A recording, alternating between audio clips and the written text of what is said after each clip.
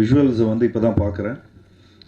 பார்க்கும்போது உண்மையிலே எனக்கு ரொம்ப ஹாப்பியாக இருக்குது, கலர்ஃபுல்லாக இருக்குது. So thanks to Sundar C sir and the whole team. UK Senthil sir வந்து பயங்கர கலர்ஃபுல்லாக காட்டியிருக்காரு எங்களெல்லாம். இந்த கதைப்படி, இந்த கேரக்டர் படி நாங்களாம் ரொம்ப ஏழைங்க, அந்த மாதிரி தான் இருக்குது. ஆனால் அந்த மாதிரி எந்த விதத்துலையும் எங்களுக்கு தெரியல. பயங்கர கிராண்டாக இருக்குது. ஒருவேளை அந்த லொக்கேஷன்ஸ், அந்த அட்மாஸ்ஃபியர் எல்லாமே ரொம்ப பியூட்டிஃபுல்லாக அமைஞ்சது. அண்ட் குஷ்பு மேடம்க்கு என்னோட நன்றியை தெரிவிச்சுக்கிறேன். அவனி சினிமேக்ஸ் அவங்களுக்கு என்னோட நன்றியை தெரிவிச்சுக்கிறேன். இந்த மாதிரி ஒரு ஃபன் ஃபில்ட் டீமுக்குள்ளே என்ன நான் மேக்ஸிமம் இங்கே இருக்கிறவங்க எல்லாருக்கூடையும், நிக்கி தவிர எல்லாருக்கூடையும் ஃபஸ்ட் டைம் ஆக்ட் பண்ணுறேன். அண்ட் ஒரு ஒரு ஒரு ஷூட்டிங் ஸ்பாட்டுக்குள்ளே போகும்போது உண்மையிலே எல்லாருக்கும் நீங்கள் மேக்கிங்கில் நிறைய எல்லாத்தையும் நானே பார்த்து இதெல்லாம் இவ்வளோ விஷயம் பண்ணியிருக்கோமா, இதில் எங்கே நம்ம வேலை எங்கேயா பார்த்துருக்குறோமா அப்படிங்கிற ஒரு டவுட்லாம் இருக்குது. பட் படமாக டப்பிங் பார்த்தேன், லைக் பிட்ஸ் அண்ட் பீசஸில் பார்க்கும்போது உண்மையிலே எனக்கு நான் பார்த்த போர்ஷன்ஸ் எல்லாமே ரொம்ப பிடிச்சிருந்தது. இங்கே பாதி பேர் வரல, இன்றைக்கி எல்லோரும் பிஸியாக இருக்கிறாங்க. ஷூட்டு, சிவாக் ஷூட்டு, ஜெய்க் ஷூட்டு.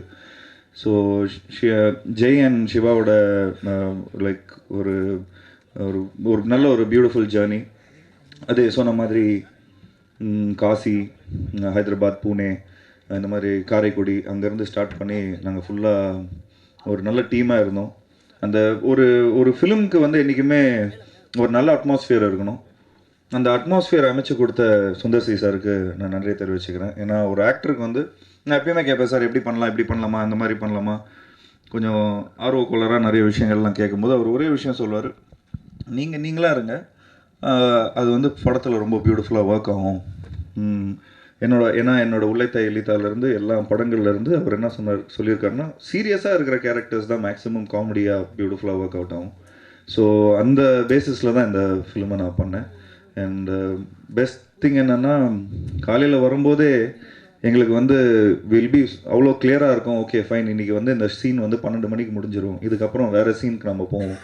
ஸோ அவ்வளோ ப்ரிப்பேர்டாக இருக்கும். சொன்ன மாதிரி அவ்வளோ கிளியராக பிளான் பண்ணி ஆர்டிஸ்ட்க்கு எந்த விதமான ஒரு ஸ்ட்ரெஸ் கொடுக்காம, இப்போ இருக்கிற டெக்னாலஜி வந்து பார்த்துட்டிங்கன்னா டிஜிட்டல் வந்துடுச்சு. டிஜிட்டல் வந்ததுலேருந்து இந்த கம்ப்ளீட் டிசிப்ளின் வேறு மாதிரி மாறிடுச்சு.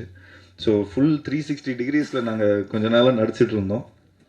இங்கே வந்தோடனே திரும்பவும் அந்த ஷார்ட் டிவிஷன், அந்த ஹோல் ப்ராப்பர் சினிமா ஃபிலிம் மேக்கிங்கோட லைக் பிளான்டு ஃபிலிம் மேக்கிங்க்கான ஒரு ஆப்பர்ச்சுனிட்டி திரும்ப கிடச்சிது. எங்களுக்கு திரும்ப ரொம்ப கம்ஃபர்டபுளாக இருந்தது.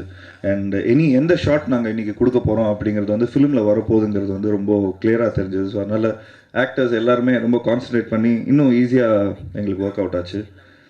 அண்ட் இந்த படத்தில் சாங்ஸ் எல்லாமே ரொம்ப பியூட்டிஃபுல்லாக அமைஞ்சிருக்கு.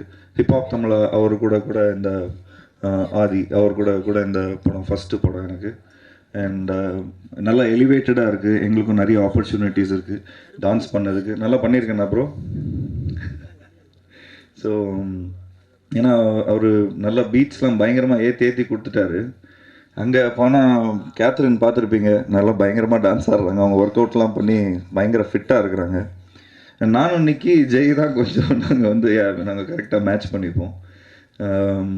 அவங்க தனியாக ப்ரோட்டீன் பவுடர்லாம் சாப்பிட்டு எக்ஸ்ட்ராவாக கொஞ்சம் அவங்களோட தம்பே வேறு மாதிரி இருக்கும். பட் நல்லா இருந்தது. இட்ஸ் வெரி எங்களுக்கும் we also feel you gave us our aura and அந்த positive energy. And every song has a different genre. So அதனால் நான் எல்லாத்தையும் நானே சொல்லிவிடுவேன் என்னன்னு பார்க்குறேன். அவங்கவுங்க அதெல்லாம் சொல்லிகிட்டு இருப்பாங்க.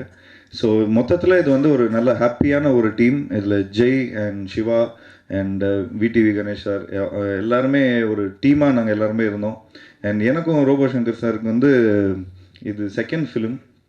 அண்ட் அவருக்கும் எங்களுக்கும் அங்கங்கே திடீர்னா, சார் வாங்க எப்படி இருக்கீங்க, இன்றைக்கி உங்களுக்கு போர்ஷனா அப்படிங்கிற அந்த மாதிரி கொஞ்சம் கதையில் வேறு மாதிரி we meet. So it's a great association. அதான் சொன்னேன், கலகலப்பு 3, 4, 5 ஒவ்வொரு வருஷமும் அந்த மாதிரி பண்ணிவிடுங்க சார். அடுத்தது லண்டன்லலாம் பிளான் பண்ணுறாருன்னு நினைக்கிறேன். So thanks sir, thanks for this lovely opportunity and thanks to all the whole team. Nikki and very good friend. And எல்லாருமே ஒரு நல்ல ஒரு யங் டீமாக எங்களுக்கு வந்து இந்த ஷூட்டிங் அட்மாஸ்ஃபியர் கிடச்சிது. ஸோ நிச்சயமாக அந்த ஒர்க் வந்து படத்தில் தெரியும் நாங்கள் எவ்வளோ ஹாப்பியாக ஏன்னா because we are all entertainers. Down the line இங்கே எல்லாரையும் உங்களை ஹாப்பியாக வைக்கிறதுக்கும் சிரிக்க வைக்கிறதுக்கும் இங்கே வந்திருக்கிறோம். ஸோ அதை கரெக்டாக பண்ணியிருக்கிறோம். And thank you once again. Thanks lot. மேடையில் அமர்ந்திருக்கும் அனைவருக்கும், பத்திரிகை நண்பர்களுக்கும் ஊடக நண்பர்களுக்கும் வணக்கம். அனைவருக்கும் இனிய புத்தாண்டு நல்வாழ்த்துக்கள். ஏன்னா 2017 எங்களுக்கு ரொம்ப சிறப்பாக இருந்துச்சு. இசையாகவும் சரி, மற்ற துறைகளாகவும் சரி, மிகவும் ஒரு இனிமையான அனுபவமாக இருந்துச்சு. அதுவும் 2017 இதே சுந்தரனா என்னுடைய எங்கள் பாப் தமிழ் கூட்டணியில் அந்த மீசை முறுக்கு திரைப்படத்தோட பாடல்கள் வந்து most streamed album of the year, அதாவது அதிகமாக கேட்கப்பட்ட ஆல்பம் 2017 அப்படிங்கிற பெருமையை பிடிச்சிருக்கு. ஏன்னா இது வந்து விருது இல்லை, இது புள்ளி விவரம். இதுக்கு இன்னொரு விழாவில் உங்களை கூடி சீக்கிரம் சந்திப்போம். ஸோ அதே கூட்டணியில் 2018 காலெடுத்து வைக்கிறது வந்து ஒரு பாசிட்டிவான ஸ்டார்ட். ரசிகர்கள் அதே அன்பையும் ஆதரவையும் இந்த படத்தோட பாடல்களுக்கும் தருவாங்க அப்படின்னு நம்புகிறோம், வேண்டி கேட்டுக்கொள்கிறோம். இந்த படத்தில் 5 பாட்டு, ஒவ்வொரு பாட்டும் ஒவ்வொரு ஜான்ரா. அண்டு சுந்தர் சி அவர்களின் படம் அப்படின்னாலே வந்து மியூசிக் வீடியோக்கள் நிறையா இருக்கும்.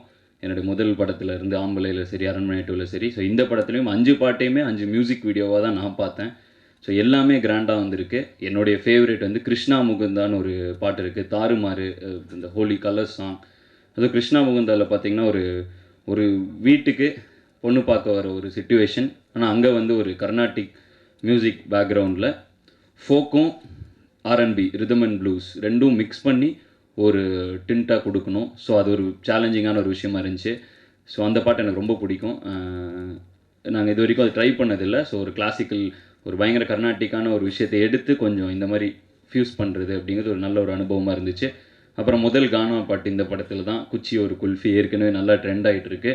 ஸோ இதுவரை தந்த ஆதரவுக்கு வந்து ரொம்ப நன்றி. இந்த படத்தோட எல்லா பாட்டையும் நீங்கள் இன்னும் ஒரு பாட்டாக ரிலீஸ் பண்ணிட்டே இருக்கோம். ஸோ எல்லாத்தையும் நீங்கள் வந்து ஆதரவு தெரிவிக்கணும்னு வேண்டி கேட்டுக்கொள்கிறோம்.